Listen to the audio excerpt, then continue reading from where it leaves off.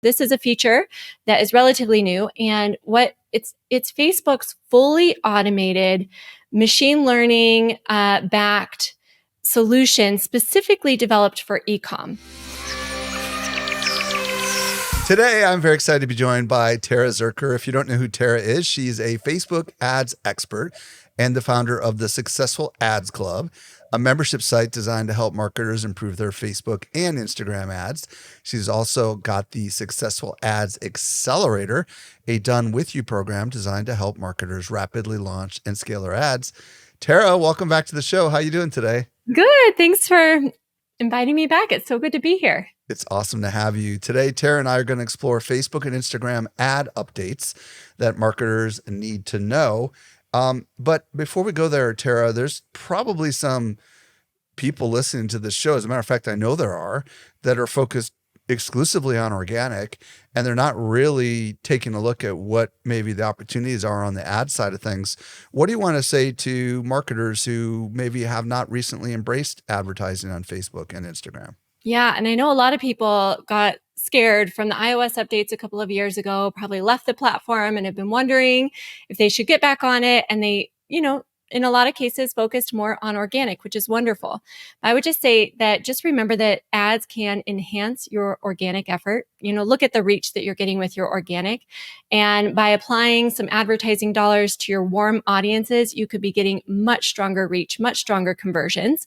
So that's what I would say to folks who are really focused on organic, and those who are focused on, maybe they're not as focused on organic, but they're feeling like they just wish they had more channels for lead generations, for sales.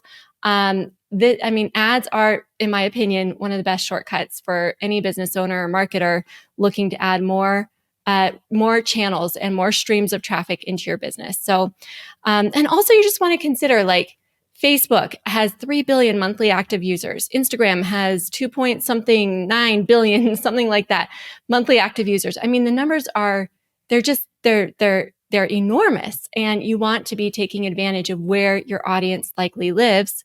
And I'll finally just kind of say as well, just remember that, in my opinion, I would say most, media buyers would share similar opinions that Facebook is one of the best. It's probably the best bang for your buck in terms of reaching leads and converting those leads into sales. And you look at, Facebook's own data tells us that, $20 cost per action overall on the platform, $8 cost per lead overall on the platform. These are targeting US markets, right? Less than $1 per click on the platform. I mean, when you compare that against other platforms, it's still an incredible bargain. Very cool. I really like the idea. I know that at my company, we are pretty much almost exclusively organic. Occasionally we'll spend money on like Google search for social media marketing world and stuff like that. So I relate to everyone who feels like they shouldn't have to pay, to get their content out there. But at the same time, I think we as organic marketers need to acknowledge that reach is just plummeted, right? And if you want to reach that audience who probably initially followed you, right, and your brand for a reason, you've got to pay. And if you want to reach a new audience, right, because for whatever reason, maybe your existing audience is tapped out, I feel like that's a big opportunity for the right business. And what we're going to talk about today is all sorts of things that you may not be aware of that Facebook and Instagram either have rolled out or plan to roll out. So let's start, Tara, with a feature that a lot of marketers likely have never even heard of before. Yeah. Let's go there. Yeah. Well, I would say you and I, kind of discussed a little bit of this, but I think AI has taken over the ad platforms as well as everything else about marketing. And so I know we're going to dive into a lot of those specific AI features, but just know that AI, machine learning, it is kind of the name of the game when it comes to advertising right now. And something I think that's cool that Facebook has rolled out and has continued to emphasize is Advantage Plus shopping. So this is a feature that is relatively new, and it's Facebook's fully automated machine learning backed solution specifically developed for e-com. And so it's a really cool feature. It has its own algorithm, and it allows you to upload your creative. And pretty much that's it, Mike. It's crazy. Like you're not selecting audiences. Everything is preset for you, and it allows the machine to essentially go out and find customers for you. Now we can talk a little bit more. Wait, hold on a second. So Yeah. this is for business to consumer physical products predominantly. Is that right? Or is it? Yeah. It's It not was built necessarily for for income. not necessarily Absolutely. local businesses or anything like that, right? If you have a product catalog, you could certainly use it. So if you've got, SKUs and things like that, I think it would definitely be applicable. But primarily, this was their e-com solution. And, e-com being the bread and butter, basically, of Facebook's advertising advertisers. And so I think what's cool about this, though, is whether or not you're e-com or otherwise, I mean, you kind of see the trend of where Facebook wants to go with its features, right? So they want fully automated, AI supported, uh, advertisers inputting as little as possible, and them going out and finding customers and clients. Right now, this is the e-com solution. And again, what I think is so cool, it's a brand new product built completely on its own algorithm. So we're seeing that there's a lot of success among our e-com clients who are using this. And I would say, it's getting better. It's getting better as we go along, but we're seeing some really great success with this feature. Okay, just so we're clear, I think I heard you say you just upload your product shots. You don't even have to give a title or a description or anything. How in the world does that work? Okay, you upload your creative. And you're going to select your catalog. And then there's a few different ways that you can build these campaigns. You can select website only or website plus your shop or website plus your app. And you do feed into it the creative. So you give Facebook the creative. It might even suggest some ads that it wants you to use from your previous top performing ads. And then from there, it's going to go out and find your customers. So it's pretty cool. And I think I think the through line here that I'm seeing with Facebook is just that the trend, the trajectory that it's taking us down as advertisers is less manual inputs and more machine learning. This is intriguing. So do you base your students or clients? I mean, is this mostly inexpensive e-commerce products that work for something like this? Ooh. You know? Yeah, I would say I'm seeing it work across, quite a variety of price points, even up to a couple $100s, which gets into, especially for e-com, kind of the upper echelon of e-com pricing. Right. So yeah, I think it's working pretty well across. Very cool. Now, what's your take on it? Do you think people should not do this? I mean, what's your professional take on this? I definitely think you want to test it. So I would say start with anywhere from 10 to 30% of your budget. You definitely want to give it time. So whenever you have a lot of machine learning behind any of these ad products, what I've noticed is it can often take more time than, let's say, the older manual way that a lot of us media buyers and advertisers used to do our testing.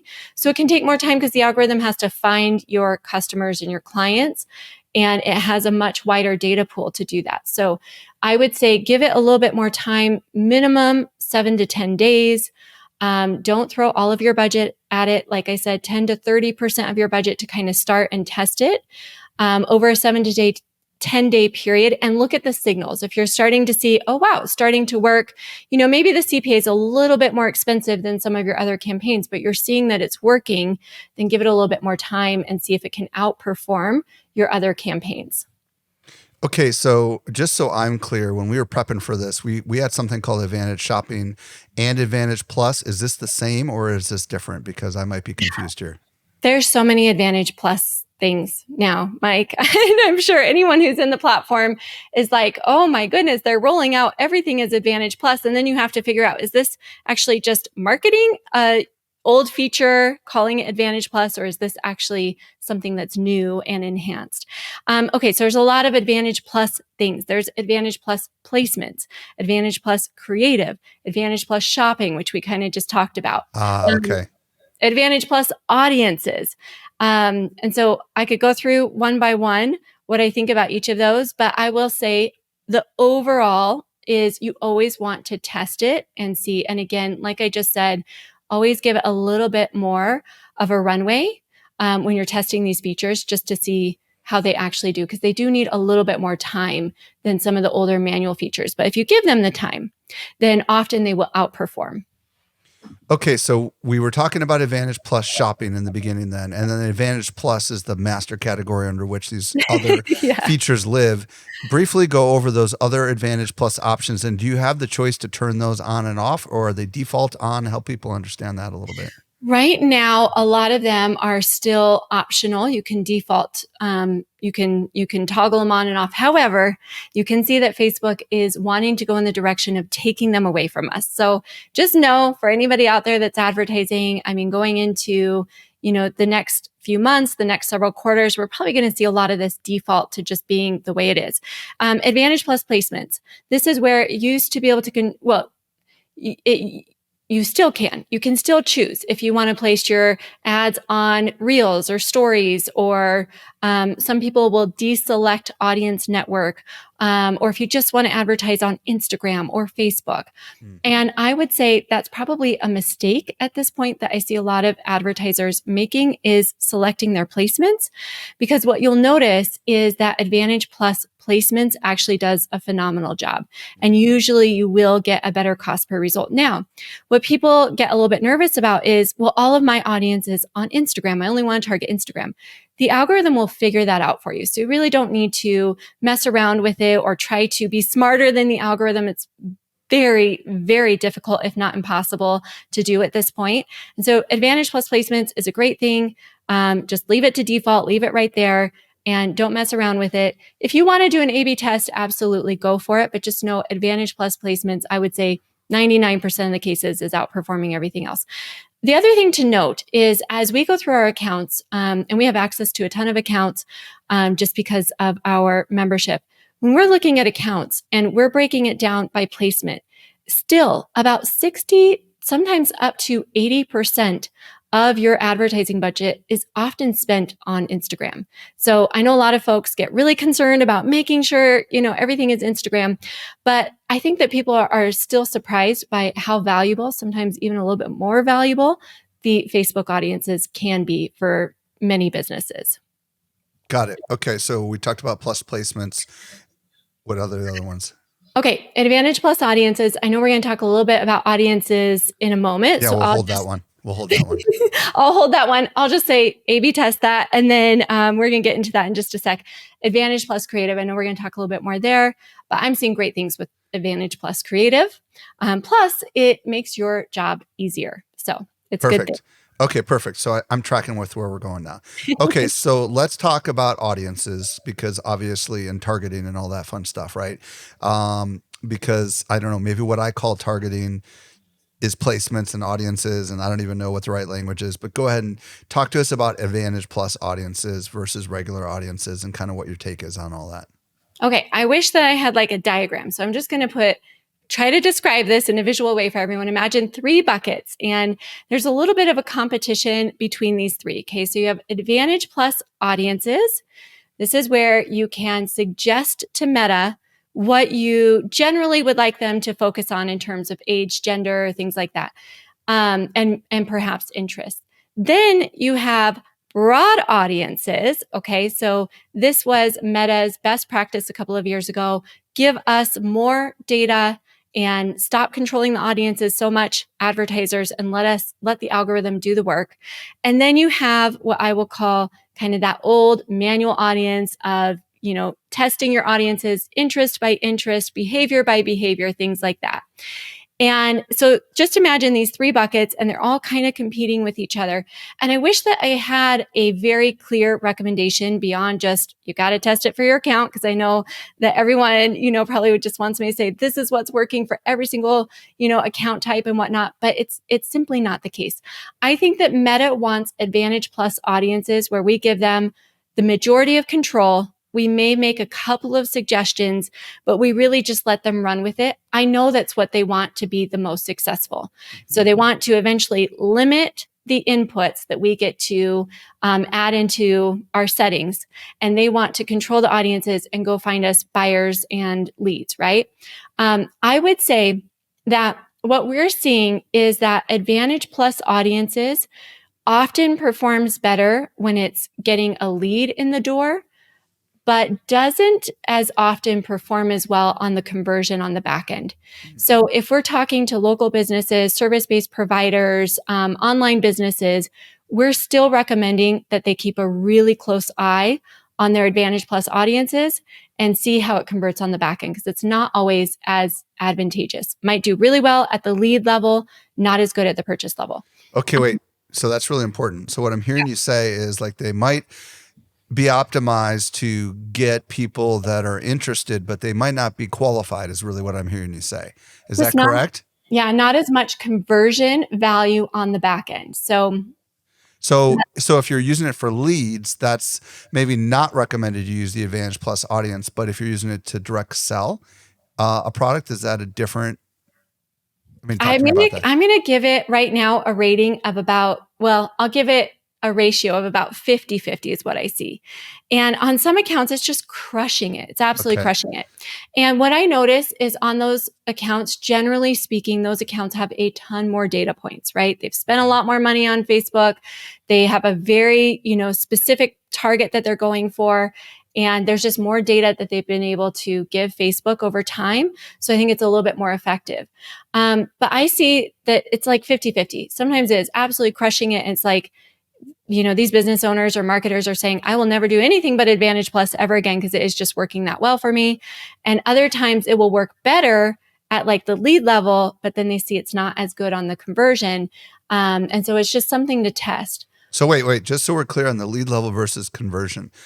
Are you talking about these leads turn out to be bad leads? Or are you talking about for those generating leads, this works, but for those directly selling, it does not work? I just want to get the distinction. Great question. Great clarification. So I would say leads, collecting the email or phone number, conversion, the transaction, right? So this is the purchase. I see. Got it. So if you use Advantage Audience to generate qualified leads, you'll probably find better success, is what I'm hearing you say. But if you're using it to direct sell, it may not be as successful. Am I hearing you correctly? Yeah, that's a pretty good way of saying it. I would again just say test it and see, keep a close eye on it. Okay.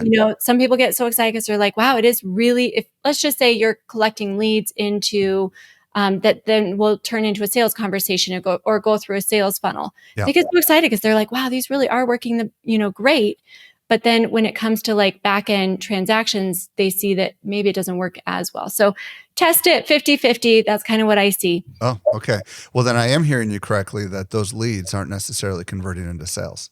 Yeah, you are correct. Okay, good. I'm glad we clarified that because I don't want to confuse anybody. All right. So Advantage Plus audiences is you give control, just to clarify, to Facebook, Instagram, whatever Meta platform, and they're going to go out and find you an audience. You're saying, some people love it, some people don't. So what are the broad audiences? Let's talk about that. I mean, I know they've been around for a while, but what's your take on that now?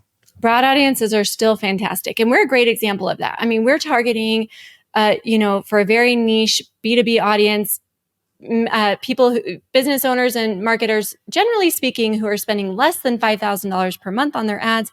We'll use broad audience targeting very effectively. And people will be shocked by that. Like, how can Meta find that specific of a niche? Well, they have a ton of data from us at this point because we've been advertising for a long time. And they find our lead and our buyer very, very well from that. So broad audience targeting is you are simply saying to Facebook, you're saying, I want, maybe you're identifying gender and maybe you're selecting ages. You almost don't have to. I usually do the ages at least because I feel like that's, we're always looking for a pretty specific age range there. And most of our clients are as well. Gender, I feel very neutral on, and then you're not putting in anything else, any interests or anything. And I've seen this for yoga studios, for accountants, for lawyers, for all the way up to very specific niche e-com categories. And people will say, there's no way. You've got to like define this. And they do. They work very, very well. So that would be broad targeting, still very much a fan of. I would say 70 to 80% of the time, they work fantastic. Okay, so some people might be wondering, well, why did they have to create Advantage Plus audiences if they already had broad audiences and they seem to be working really well and their machine learning going on and they already know a lot about all the users of the platform? What the heck are they thinking with Advantage Plus audiences? What's the Well, difference? I think that Advantage Plus audiences is kind of an advanced, it's hard to explain this. I think it's an advanced version. I think it's broad audiences taken to the next level. So I think it's what Ah, they want everything to become. Like I said, I think broad audiences right now still work incredibly well. So, oftentimes even better than Advantage Plus audiences, right. which are also broad. So, but I think that Facebook ultimately is going in the direction Advantage Plus audiences, these Yeah. broad audiences, they control. That's where it's going. They're probably training up this new model and eventually it's Absolutely. going to get better. Because I would imagine in the beginning, broad audiences didn't work as well as it does now. Is that fair to say? Oh, yeah. I mean, in the beginning, there was absolutely not. There's no way you could do that. You really had to depend on, and I would say, this was the value of a lot of media buyers was was targeting, was finding the audiences, and so and also remember, you guys, the audience library has diminished significantly year over year. Especially last year, they cut out so many audiences. So it's clear that they want us to be targeting more broadly. They've removed hundreds of thousands of audiences, at those smaller levels. And so a lot of things you used to be able to target interest wise, you can't find it there anymore. So am I hearing you say this manual audience thing is a thing of the past and you shouldn't even waste any time on it? Or what's your thoughts on it? No, you got to test it. Okay, so manual audiences. This is the OG switch to manual audiences. This is how we used to build audiences by default. And now it's more of a thing you have to kind of, you have to search for the button to be able to even do it. But we're still seeing also great success with interest based targeting. I would say that I'm going to give that a ratio, like probably still like 60-40. 60% of the time, interest based targeting is fantastic for most advertisers that we see. Okay, so what I'm hearing you say, if I had to rank order these, is the number one highest likely of success that you've seen is broad audiences, followed by manual audiences, and then by Advantage Plus audiences. Because you said 70, 60, 50. 60-50. Yeah, I would say that's right. Now And talk about testing and all that stuff. How do you do all that with all these different things here? What's your thoughts on that? how do we do testing? Well, I mean, I would say testing those three categories is very important on every single account. You can do it either by ad set or you can do it campaign by campaign. But that's one of the first things we go in and test because, and this is kind of a bummer to say, and I really wish that we had like just a clear top performer. And on certain accounts, we do. On certain accounts, you will test the Advantage Plus audiences and you'll see it perform so well that you think, wow, that must be the only thing that's working out there. And then other really small, certain niche accounts, for example, do best with interest-based targeting. I mean, they do a lot better than with the other two categories. So first thing that we do when we get a hold of an account is we test those three kind of buckets or those three categories of different ways of thinking about the audiences now, and we see what the account is most sensitive to and what positively impacts conversions the most. And then from there, you always want to be experimenting with this stuff. So if Advantage Plus audiences are not working right now, guess what? In 3 months from now, they could be your top performer. I mean, we've seen that switch so many times. So you just have to keep testing this stuff. I would say just know everything is going to move towards Advantage Plus audiences. So we're having this conversation now. In 6 months, the majority of accounts might be seeing the most success with Advantage Plus audiences. And Facebook, we might see start sunsetting some of the older audience features. So this is very dynamic. It's always moving. It's so specific account by account, what your account is sensitive to, what negatively impacts it, positively impacts it. So just I would just say, keep in the mindset of testing every 3 months and you'll stay ahead of the curve. Okay, I want to talk about this thing we talked about in prep called lookalike mashups. But Yeah. before we do that, I do have a question on cost. Have you found that certain audiences are more economical than others as far as or is this a testing thing as well? Like, do they charge a premium, for example, for interest-based targeting over like the broader targeting and the Audience Plus, or are you finding that it has no bearing on cost? Yeah, I don't think that there's any CPM difference. CPM being cost per thousand impressions, how Facebook charges you. I definitely don't see any meaningful CPM difference across the three. Cool. Let's talk about this mashup thing. Yeah. Okay. So this is one of we always, we have protocols and formulas and recipes just to keep things super simple. And one of the problems a couple of years ago was people were complaining about their lookalikes not functioning as well. So a lookalike is you can use a source list. Like, let's just say you upload your email list to Facebook, or even better, an email list of buyers to Facebook. And you say, go find me people that look like these people. So you're going to upload this list. They're going to make what's called a lookalike of it. And so to combat, we're just trying to figure out, are lookalikes dead? Why are so many people struggling with them? And our team was experimenting heavily and found a great recipe for lookalikes that we call lookalike mashups. So basically, let's just say you upload your buyer list, and ideally you're going to do this with your like highest value lists. So a buyer list, a lead list, those are great ones to start with. And you're going to upload that. You're going to create your lookalikes this way. So you're going to create a 1% lookalike, a 3% lookalike, 5%, 7%, and a 10%. And so if you upload your buyer list, you're going to create a buyer list that's 1%, like I just said. You can create all those lookalikes, and then you're going to mash them all together. So you're just going to put them all into the same ad set. And that will often, I don't know what it is, but it just triggers the algorithm to get to work. And we're seeing that really helps kind of revive lookalikes. If your lookalikes have been dead, you feel like they're just not performing as well anymore, you're wondering, why do they even have lookalikes? That's been a great formula or recipe to revive your lookalike lists. Love it. Okay. Let's talk about creative. When we say creative, I think we're mostly talking about images here. Is that right? Yeah, totally. And creative is so important, right? If Facebook is going to make it so that we have far less things that we have to input, right? Where is the most value that we can create inside of the ad account? It's 1000% creative. In fact, I was just advising another agency owner recently, and I said, 80% of your time needs to be on creative. Like 80% of your time, because that is where your edge is going to be. That's your competitive advantage. That's where you're going to gain all of that advantage for your clients, right? So getting really good with creative is important. One thing I think is important to note, and what we're seeing kind of, at least among the accounts that we are looking at and have access to, still about 60%, sometimes even up to 70% of conversions are driven by static ads. I know everybody thinks it's video, but I will tell you that static ads they're there. They're not going anywhere. I don't see those going anywhere anytime soon.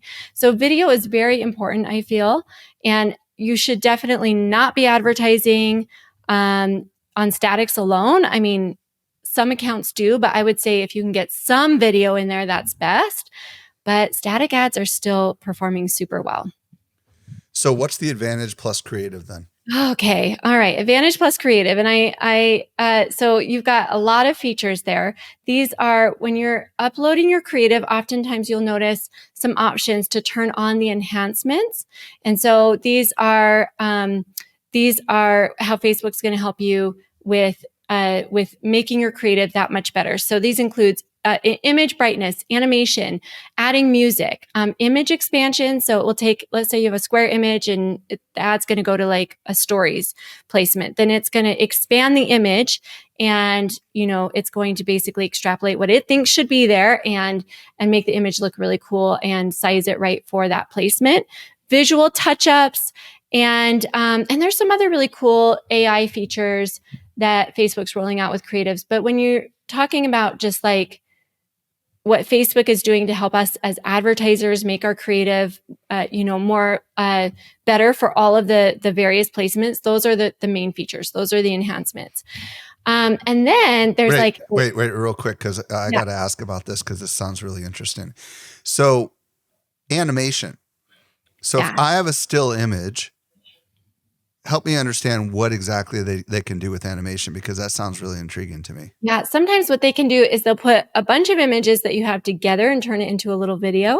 Oh, Or yeah, so that's pretty cool. Or they'll add it. I've seen like where it will like shoot in the headline, or if there's words on it. So it'll take the image and then it will make it like it'll animate it. It'll make the headline kind of come in from the side or whatever. So wait. So hold on. So it actually is smart enough to strip the headline out, fill in what was behind the headline, and then have it be brought in. Is that it what I'm can. hearing you say? Yeah. Yeah. Wow. The And new that's really cool. I mean, and like that doesn't cost, there's no upcharge for that or anything like that. No, this is just this is just what it's doing. Okay. Wait, we Um, got to pause for a second on this, because some of this stuff is very big deal for a lot of people, right? Because maybe you don't have access to a graphic designer in house, right? Or maybe you hired someone to do a set number of ads, and you don't have any budget to go back to them and make variations. Um, I right now, because I have a show, as you know, called AI Explored. The only way to really do this is sometimes within Adobe, because Adobe has this cool feature called generative fill. So, for example, I'll give you guys an example that are listening. We had a thumbnail of an image of a woman in a cave with a sword, looking at a treasure chest. And the problem was that the AI image of the woman with the sword, there wasn't enough room above her head for us to put a headline on there. So I told my graphic designer, just go into Photoshop and generative fill above her head, and it just knew that she was in a cave, and it drew the rest of the cave so we could put the headline in there. This is stuff that's pretty advanced that don't most marketers aren't even aware of. And it sounds to me as if this is what Facebook is doing with their AI. They're taking like a 16:9 image, for example, and they're cropping it in to create a 9:16 image, and they're filling in the rest of the stuff.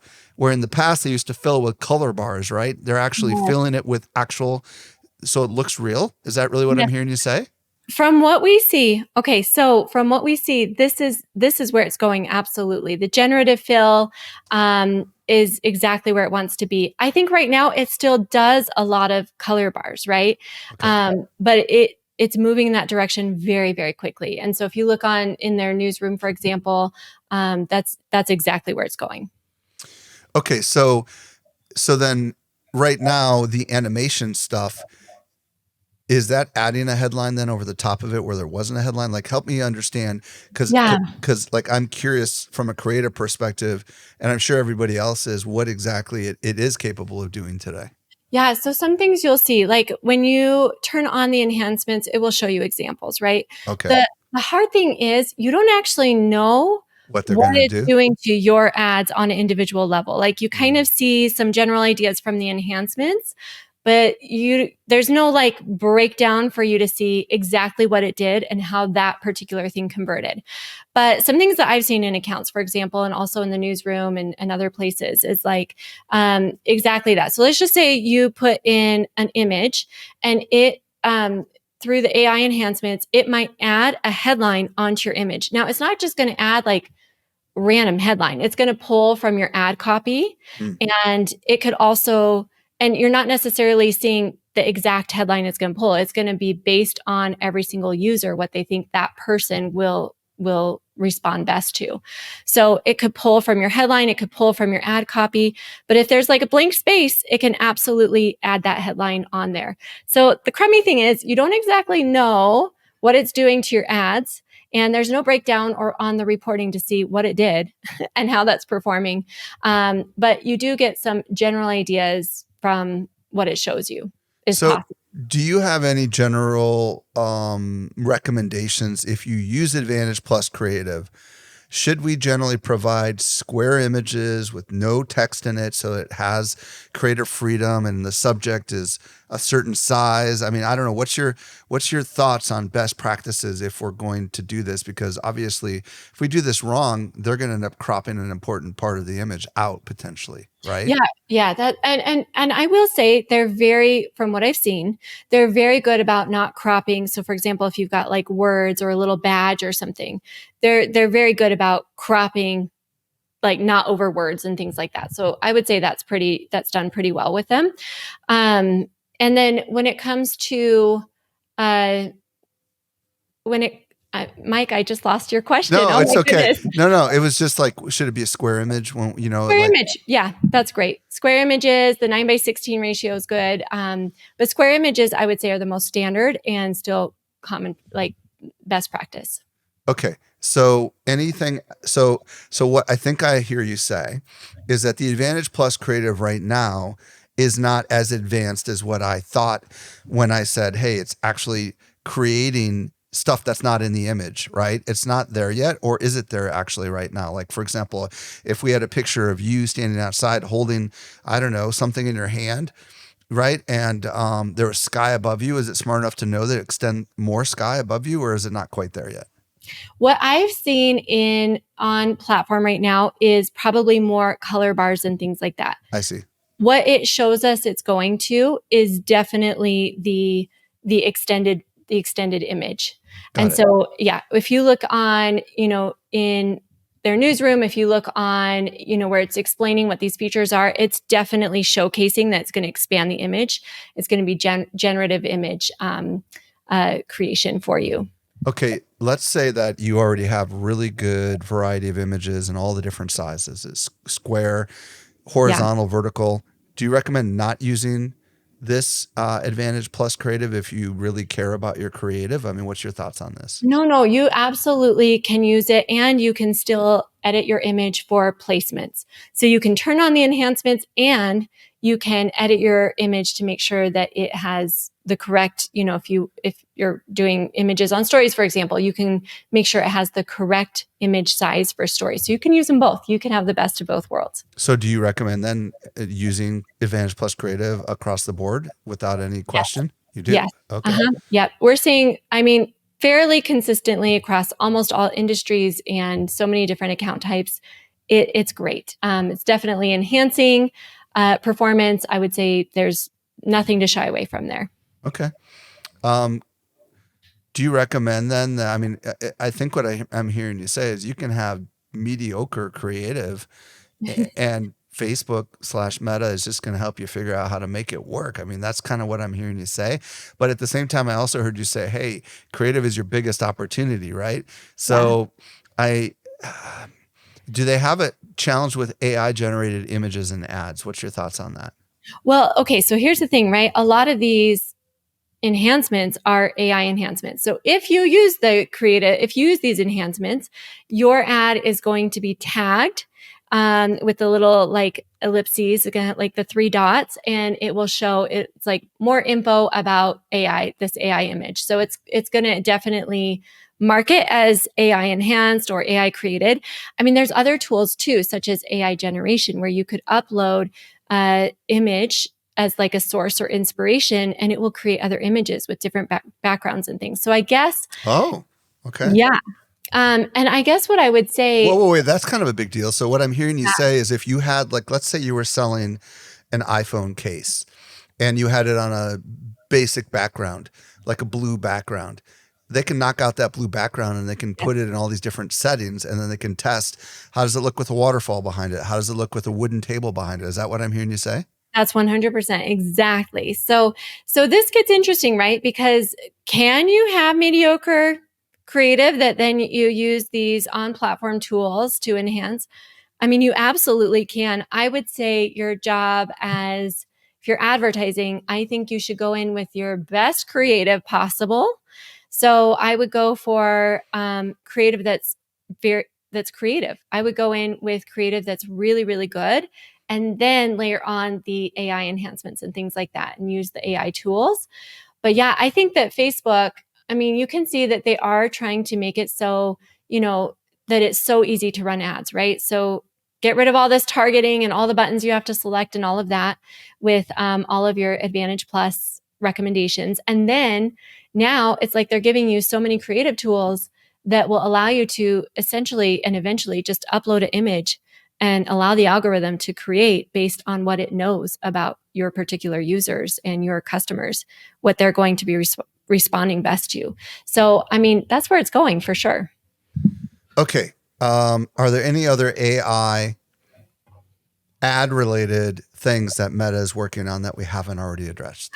Well, we didn't even get to copy, but you have generative AI text now, those recommendations. So when you pop in your copy, it will give you suggestions, about 5 suggestions for different variations of your copy as well as your headline. So that's pretty cool. But do you get to select it, or is it going to automatically? Okay, got it. And you could select any, all, none. I mean, you have full control there. But that's pretty cool. And we've done pretty extensive testing on that feature. And what we're seeing is our manual copy, which by the way is written in conjunction with ChatGPT, is generally speaking outperforming the AI recommendations for the generative copy. But I think that observation, it's only a matter of time before that's as good or better, in my opinion, because it's getting pretty darn good. I mean, pretty darn good.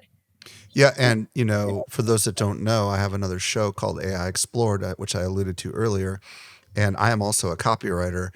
I find that I use Claude.ai in combination with ChatGPT, and when I pit them against each other, or where I start with one, then have the other enhance it, I find that that's often really some of the best copy that's out there.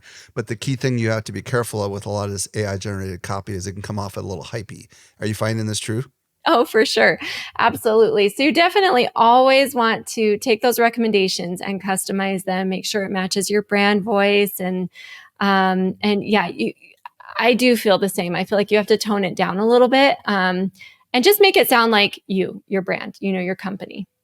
Is there any other AI stuff that we've not yet talked about? Oh boy, I think we've covered most of the big things. It's only a matter what about of this time. AI autopilot thing we had in our notes? Is this what we've been talking about, or is there something else there? Yeah, that's pretty much, I think that's kind of our generative text, which you and I had fondly nicknamed the AI autopilot, right? Where it's just got it. making all these AI recommendations all over your account. Okay, so a couple questions that I am pondering in my mind. How soon do you think it's going to be before, as far as the creative front end side of things? Well, actually, no, this is the better question. On the analytics side of things, is AI helping advertisers automatically turn off ads, know when budgets need to be improved? Is there a AI side of this that's essentially monitoring our ads for us, or is that not yet there? Yes, there is. Okay, so when you create campaigns, and there's not a name for this, but sometimes you will see certain recommendations, and this allows Facebook to have more control over your ads. This also would be kind of in that category of AI autopilot, right? And it will create rules. It will turn off your ads, and I believe that these features are kind of being beta tested, right? So I don't see them universally across all ad accounts or anything like that, but I'll see them kind of pop up on certain ad accounts here and there. And they look like there's no like rollout of this globally. There's no name for this. You'll just see all these little features, all these little recommendations, basically asking or allow that you would allow Facebook to have more control. And so we just did one of these, for example, in one of our accounts a couple of weeks ago, and we noticed it created a couple of rules, and it was turning off ads that initially were doing really well, but then over time started to fall behind a little bit, so it would turn them off. Whereas I probably would have left them out on a little bit longer to see if or I might have popped in new creative to see if I could revive them. And so I noticed that it did really, really well for the first little bit. And then it had too much control. It was like turning things off that I wouldn't have turned off. And so in the end, I think, these little beta tests that you'll see kind of rolling out account by account or, on certain accounts, I think they've got a long way to go, but I bet eventually, that kind of controlling idea of AI autopilot, I bet that's going to be a more prevalent feature that we see. Fascinating times, Tara. Thank you so much for answering all my questions and sharing your insights as to what's happening and where things are going. If people want to connect with you on the socials, what's your preferred platform? And if they want to work with you or join one of the products that you have, where do you want to send them? Thanks, Mike. Okay, so at Tara Zerker on Instagram is a great place to connect. And our website is successfuladsclub.com. And we have a cool little kit for everybody called The Anatomy of a Perfect Ad. It walks you through exactly what you need to be thinking about for your ads and has a whole bunch of formulas to steal from us. You can get it at youradkit.com. Youradkit.com. Tara, thank you so much for sharing your insights with us today. Thanks, Mike.